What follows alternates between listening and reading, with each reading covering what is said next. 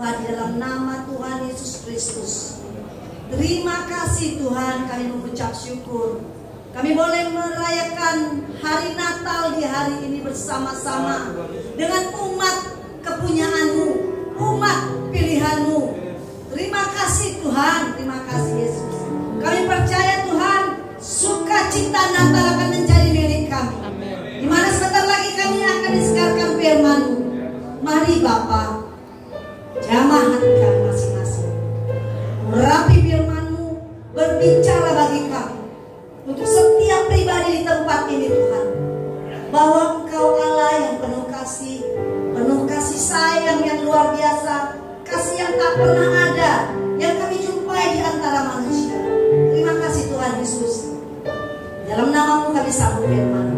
Haleluya, semua kita katakan amin. Shalom. Selamat hari Natal. Ya, luar biasa ya. 25 Desember adalah angka yang spesial ya. Kalau tahun lalu kita tiap ya, kita ya. Ini hari Selasa ya. Lalu ya. Berarti tahun lalu hari Selasa. Tak percaya cek tanggal kalender ya. Luar biasa. Saya sangat bersuka cita karena tahun ini kita merayakan Natal di Lapas Pancur Batu 2 kali ya. Sekali di luar ya, rame-rame ya. Sekarang di sini. Siapa yang ikut kemarin ke sana? Gak mau ikut atau gak boleh ikut atau gak boleh? Boleh, tapi tidak mau ikut. Gak apa-apa. Hari ini yang penting Bapak ada di sini ya. Sebenarnya Natal itu adalah kasih sayang ya. Itu perlambang kasih sayang. Lope-lope katanya ya kan, ada berhati ya kan. Nah, nanti bulan Februari ada hari lope-lope namanya, hari Valentine. Tapi sesungguhnya hari lope-lope itu benar hari ini. Iya, amin. Ya kan? Hari kasih sayang itu, kasih sayang perlu dibuktikan nggak Pak? Perlu, dengan mulut aja. Bapak waktu merayu pacar Bapak dengan mulut Bapak, nanti sayangku, kau akan ketika kau jadi sama, kau belikan ini itu, senang gak dia? Tunggunya seminggu, nggak ada. 2 minggu nggak ada, 2 bulan nggak ada, 3 bulan diputuskan ya kan? Karena janji, ya kan? Nggak ada bukti. Tapi hari ini ya, Yesus mau sampaikan kepada kita semua, Natal itu bukti bahwa Yesus nggak pakai omdo. Omdo itu kan omong doang, ya, bukan omong doang, tapi bukti. Dia yang punya langit dan bumi. Bumi ini kecil Pak, apalagi kita di dalamnya nggak nampak, pakai mikroskop nggak nampak. Kalau dari atas Tuhan Yesus lihat ya, tapi Dia mau datang ke bumi yang kecil ini, bukan ke bumi saja, langsung pada hatimu, lahir di hati kita masing-masing. Bukankah itu luar biasa? Jadi lihat, kalau kira-kira Natal ini Yesus gak lahir di hatimu, itu gampang ceknya. Dari mana? Dari senyummu. Kalau gak ada senyummu, gak mungkin lahir Yesus di hatimu hari ini. Payah kali mau senyum. Dari lagu sedih ke senyum, lagi lagu gembira gak ada senyummu. Ya, jadi silakan masuk, cantik, silakan masuk, si ganteng. Hari ini adalah hari spesial yang begitu kita tercinta ya. Bukti kasih keluarga ya. Jangan tidak cemburu. Aku enggak Bu. Nantilah. Tapi jangan bawa keluarga ke sini, di luar di gereja ya. Di luar gereja sana.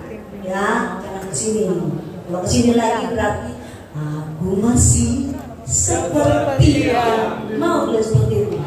Enggak ada. Oke, tema Natal kita hari ini. Pancur Batu ini udah 14 tahun aku di sini.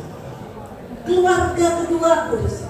Apalagi kemarin kita Natal, ini harus sampaikan ya. Kemarin Natal itu aura kasih itu kelihatan sekali. Kalian itu spesial. Kenapa? Kalian diberikan ibu kalapas yang punya hati mengasihi, mau dirjen, mau liturgi. Wow, belum pernah kulihat. 14 tahun di sini Pak, belum pernah ada. Jadi kalau yang namanya Natal, ibu kalapas kita menunjukkan kasihnya sungguh-sungguh, ya kan? Luar biasa ya. Saya yakin ibunya aja punya kasih, apalagi bapak kalapasnya ya. Bersyukurlah kalian, ya kan? Karena udah berapa kali ganti kepala lapas, saya kan mengenal baik, akrab ya. Tapi bukan saya bilang yang lalu bagus, tapi saya belum pernah lihat seorang ibu kalapas dituli, seorang ibu kalapas BP Dirjen, dan kemarin tanpa dihadiri bapak kalapasnya bisa ada di situ. Wow, luar biasa ya, luar biasa ya. Baiklah, hari ini tema kita sama seperti yang kemarin tanggal 17 ya, bahwa temanya adalah baca bersama. Tema marilah kita ke Bethlehem ya, mari kita ke Bethlehem ya. Tapi saya mau kita membaca dari ayat 6 hari itu, marilah kita ke Bethlehem, Lukas 2 ayat 15 ya. Tapi saya mau kita membaca dari ayat 6 bergantian, boleh ditayangkan Pak dari ayat 6. Saya di ayat 6, Bapak gantian ayat 7 ya, sampai terakhir di ayat 15. Kita bersama. Begini firman Tuhan. 6. Ketika mereka di situ, tibalah waktunya bagi Maria untuk bersalin. Ayo Pak. Dan dia melahirkan seorang anak laki-laki, anaknya Yesus. Lalu dibungkusnya dengan lambing dan diberikannya kepada Tuhan, karena tidak ada tempat bagi mereka di rumah mereka. Di daerah itu ada gembala-gembala yang tinggal di padang, menjaga kawanan ternak mereka pada waktu malam.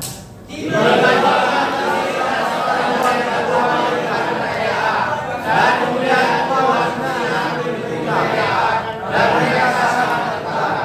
lalu kata malaikat itu kepada mereka, jangan takut, sebab sesungguhnya aku memberitakan kepadamu kesukaan besar untuk seluruh bangsa. hari ini telah lahir bagimu juru selamat, yaitu Kristus Tuhan kita tahu. Dan inilah tandanya bagimu, kamu akan menjumpai seorang bayi dibungkus dengan lampin dan terbaring di dalam palunan. Dan tiba-tiba bersama pada yang malaikat itu sebelumnya besar pada sorga Kemuliaan bagi Allah di tempat yang maha tinggi, dan damai sejahtera di bumi di antara manusia yang berkenan kepadanya. Sama-sama. Setelah malaikat itu meninggalkan mereka dan kembali ke surga, gembala-gembala itu berkata seorang kepada yang lain, mari kita pergi ke Bethlehem untuk melihat apa yang terjadi di sana, seperti yang diberitahukan Tuhan kepada kita. Amin.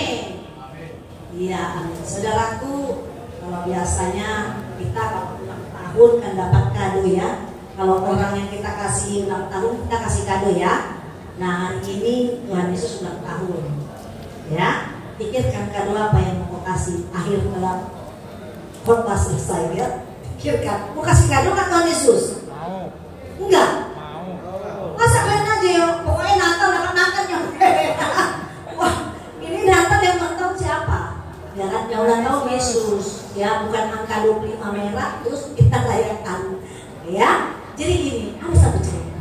Ada seorang bapak, ya kan, sama istrinya sayang sekali, ya kan. Terus hampir selesai lah, hampir tiba lah Natal. Terus satu pagi istrinya ini bilang, Pak, ini kan mau dekat Natal, Pak.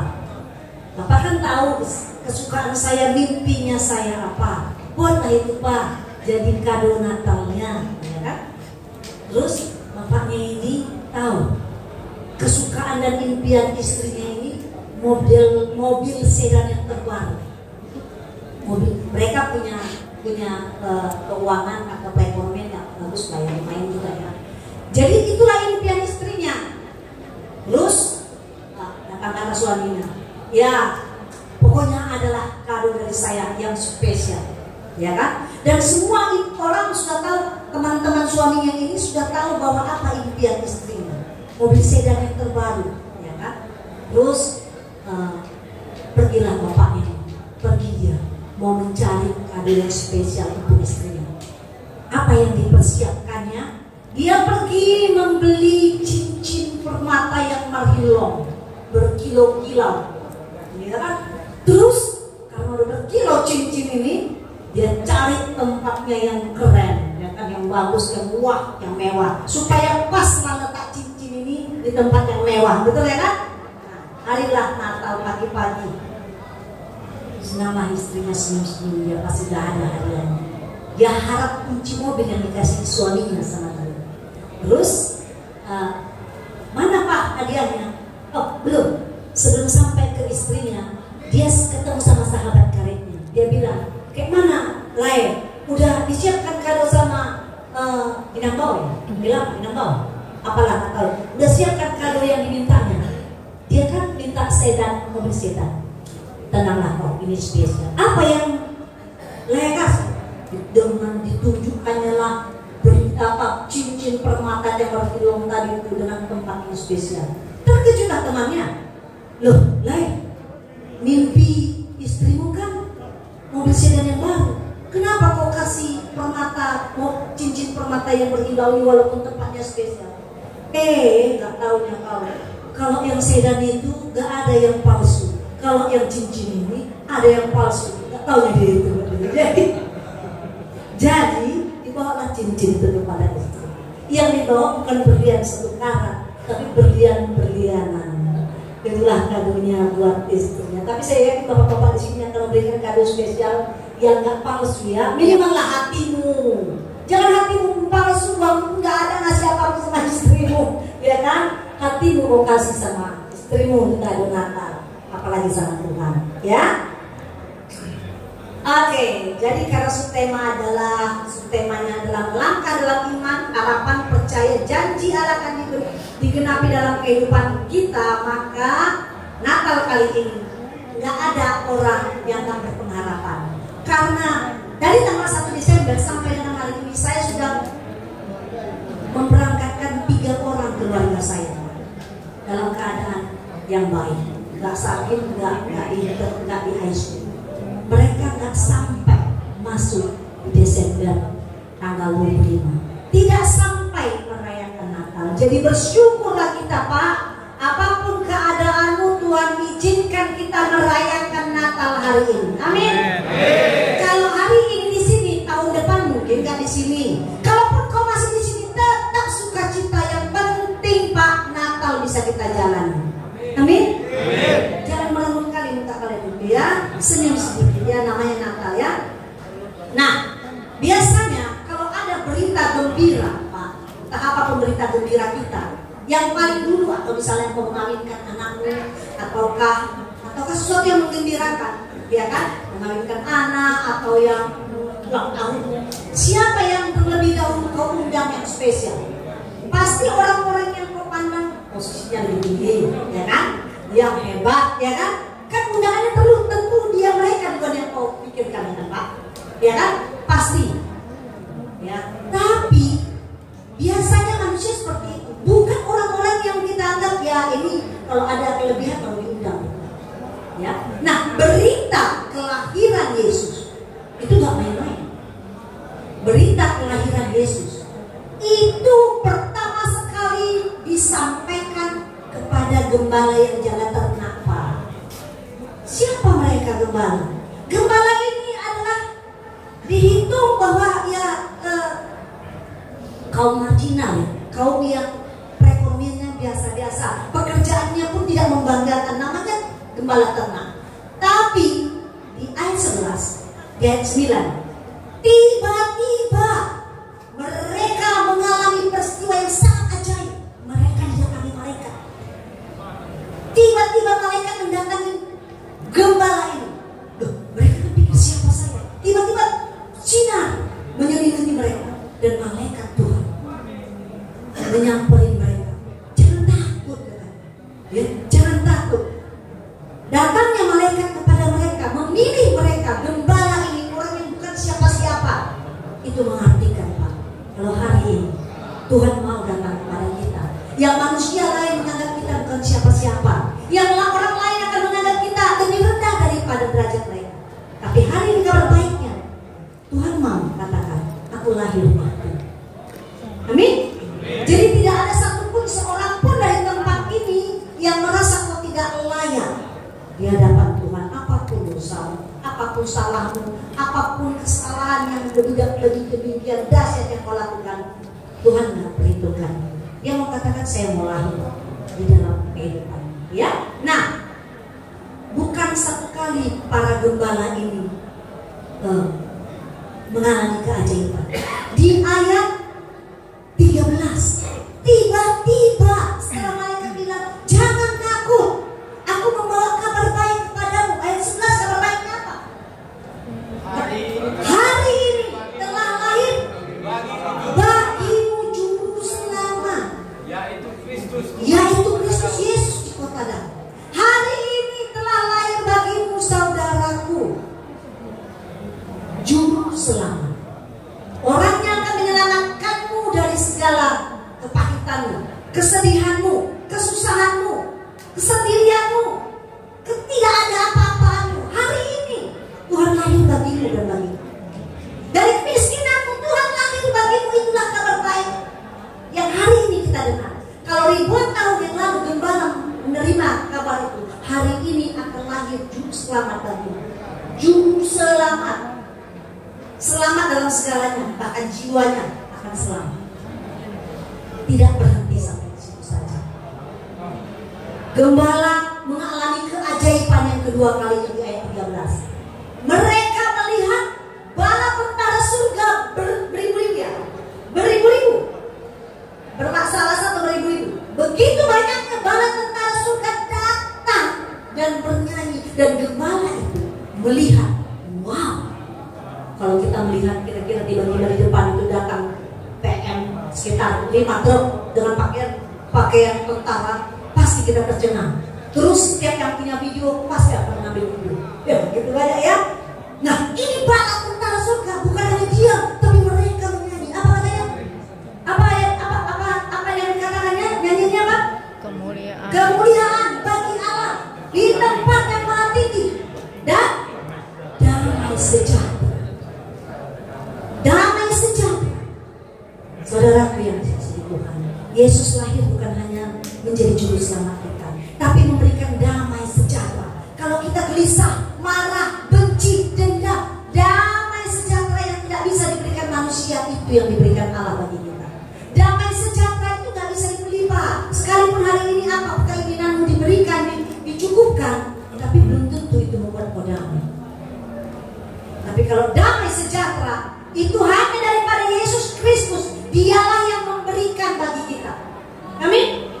Yesus Kristus itu ada di surga sekarang, Pak. Dia nggak mati. Dia pernah mati, tapi cuma 3 hari untuk mengalahkan maut. Dan dia sekarang ada di surga, menanti kita, orang-orang pilihan yang tetap setia pada Tuhan. Kalau kita sudah pernah jatuh, ya jatuh sekali. Jangan berkali-kali. Jangan anggap sepele, jangan anggap enteng. Terakhir kali saya memberangkatkan keponakan saya umur 44 tahun, ganteng, pintar, mati, Pak. Gak bisa merayakan 25 tahun tanggal 5 Desember. Gak bisa.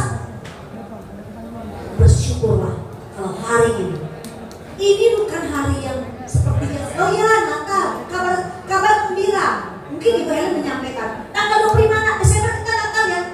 Itu yang kau dengar, Pak. Oh, kalau Natal berarti ada liturgia lagi, ada vokal grup dan nyanyian. Tapi sebatas itu. Oh, Natal. Tahukah kau bahwa Natal sebenarnya di tahun ini Tuhan menegur engkau, jangan keraskan hatimu. Gak ada gunanya. Capek kau berputar-putar dengan hidup begitu aja. Gak selesai. Putar, balik dari sini, putar, balik dari sini. Sementara Tuhan mau menyiapkan sesuatu yang luar biasa untukmu dan untukku. Apa yang kita tunggu? Jangan keraskan hati, karena gak ada gunanya. Permasalahan, Pak, setiap kita pasti punya. Yang penting bukan permasalahan kita. Yang penting adalah kasih Yesus yang tidak akan pernah berakhir, kesetiaannya yang tak pernah berkesudahan, selalu ada dalam hidup kita. Apakah kau mengalaminya, Pak, sepanjang tahun ini? Atau pertanyaannya lain saya ganti. Apakah kau tidak pernah mengalami kasihnya Tuhan dan kesetiaan Tuhan dalam hidup sepanjang Januari sampai Desember? Kau yang jawab sendiri. Kalau kau pernah mengalaminya, maka Allah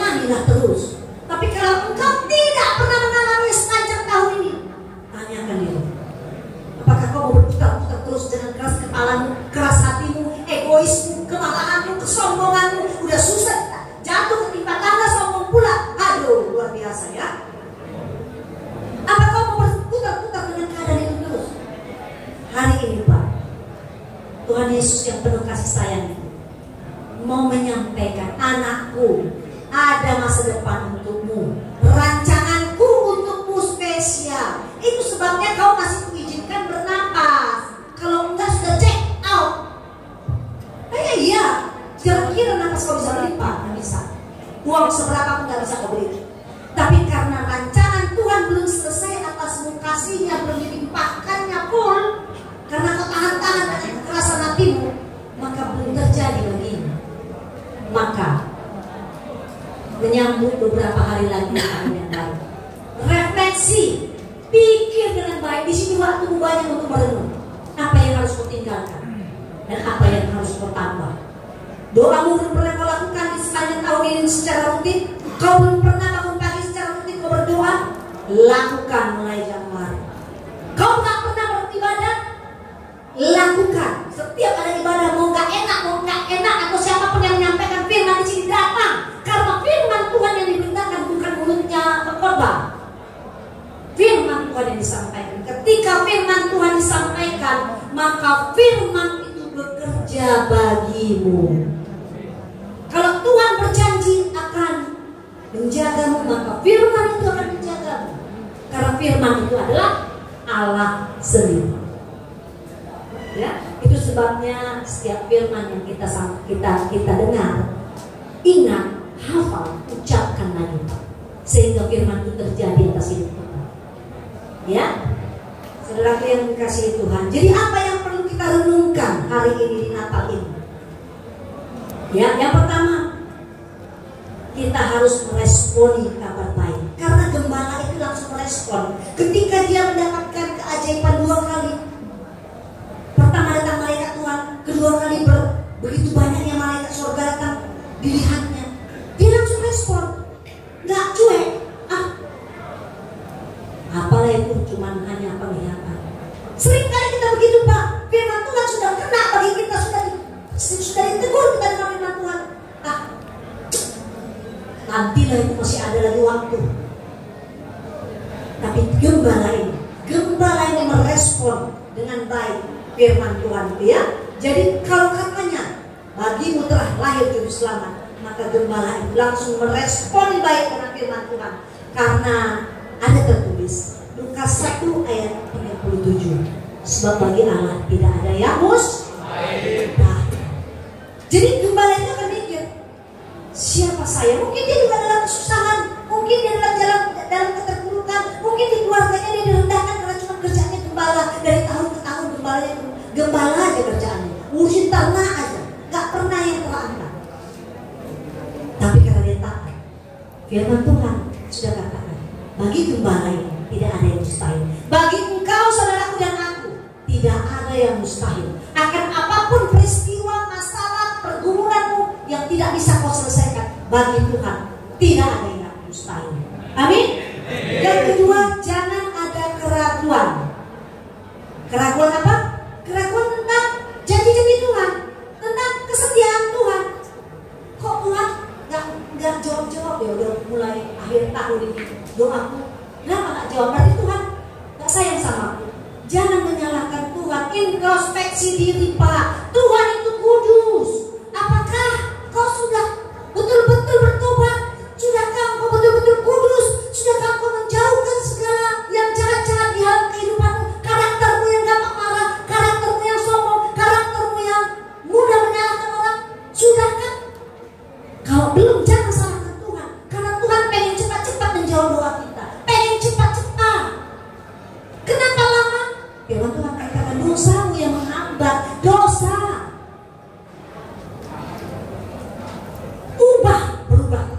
Berubah oleh pembaharuan budimu. Ini berubah, ada kata subtemanya berubah akhlak. Ya, akhlak itu perilaku. Berubahlah pembaharuan budimu. Jangan lagi sama di 24. Lepaskan cuma boleh sama, tapi engkau tidak sama. Tempat ini lebih bagus tahun depan, gak perlu kursi karena begitu banyaknya yang akan ibadah. Gak perlu kursi, kalau kursi masih bisa dihitung. Tapi kalau tempat ini pakai tikar Pak, seperti tahun-tahun yang sekitar 7 tahun, 8 tahun yang lalu saya di sini, gak ada tempat, ratusan orang Pak, semak sempit, gak ada celah Pak. Karena tempatnya tikar, bukan gak ada kursi, gak ada. Tapi karena begitu banyaknya orang haus akan firman Tuhan, selalu perlu. Apa yang mau berubah? Kalau kau gak berubah apa-apa, sampai dengan tahun depan Januari kau tidak berubah, senyum pun pahit, marah, sakit hati, sombong lagi, merancang-rancangan yang jahat. Saya mau kasih sampaikan sama kita, punya waktu tidak tahu kapan. Jangan tunda-tunda. Amin. Jadi yang kedua, jangan ada keraguan ya. Ketika kita ragu maka kita dapat tergoda. Itulah sering ini manusia ya. Kira-kira aduh kayak nggak ada jalan keluarnya. Maka kita mengambil tindakan sendiri. Kita mengambil jalan keluarnya sendiri. Jalan keluarnya kalau dalam Tuhan masih oke. Tapi kalau jalan keluarnya yang enggak, hal yang negatif, maka engkau meragukan Tuhan melakukannya, engkau meragukan Tuhan menyelesaikannya, maka engkau tidak akan mengalami kemurahan dan kesetiaan Tuhan. Yang ketiga, bertindak dengan segera. Apa yang dilakukan oleh gembala? Gembala ketika didengarnya bahwa marilah kita ke Betlehem, dia enggak cari lagi kawan-kawannya untuk gosip. Menurut gue di Betlehem itu ada apa ya? Gue rasa bagus gak kita ke Betlehem? Enggak, mereka bertindak dengan segera. Mereka langsung ke Betlehem. Dan apa yang dijumpai di sana? Karena kan gembala ini merasa bangga. Bayangkan malaikat mendatangi dia, terus kemudian begitu banyak orang malaikat datang untuk bernyanyi. Dia melihat keajaiban begitu dahsyat. Tentu ketika dia disuruh ke Betlehem, dia mengharapkan sesuatu yang megah akan dia lihat. Benar? Tapi apa yang dilihat di Betlehem? Di Betlehem dia melihat seorang bayi Yesus terbungkus pakai kain lampin dan terbaring di mana? Di palungan Pak. Bukan di Springback besar, bukan di rumah sakit mewah, bukan di istana mewah ataupun rumah mewah, tapi di atas palungan. Palungan ini menggambarkan kesederhanaan, menggambarkan kerendahan hati Yesus. Siapa dia? Sehingga dia mau datang ke dunia ini dalam palungan. Oleh sebab itu, di Natal, mari dosa yang paling besar dan yang memang inilah cara iblis menghancurkan jiwa kita, rohani kita, adalah kesombongan. Aku nggak sombong. Jangan bilang bahwa di tempat ini nggak ada kesombongan. Sudah jatuh, kita pun masih bisa sombong Pak. Ya. Tuhan Yesus mengajarkan bahwa hidup di dunia ini akan lebih berarti ketika kita mengikuti cara Yesus. Dia datang kepada kita manusia dalam kesederhanaan dan kerendahan hati. Mari sebagai penutup, berikan kado Natal buat Tuhan Yesus. Berikan yang paling indah di dalam hidupmu. Bukan bajumu yang dia minta, bukan gantengmu yang dia minta, tapi dia perlu jiwamu, dia perlu hatimu. Datang kepada Tuhan dengan kerendahan hati. Akui segala dosamu, pimpin aku Tuhan. Datang kepada Tuhan dengan segala kesederhanaanmu. Tolong aku Tuhan, ubahkan semua akhlakmu, perilaku yang tidak sesuai dengan firman-Mu. Aku mau Engkau lahir di hati. Amin. Kita berdoa. Tuhan Yesus, terima kasih Bapa.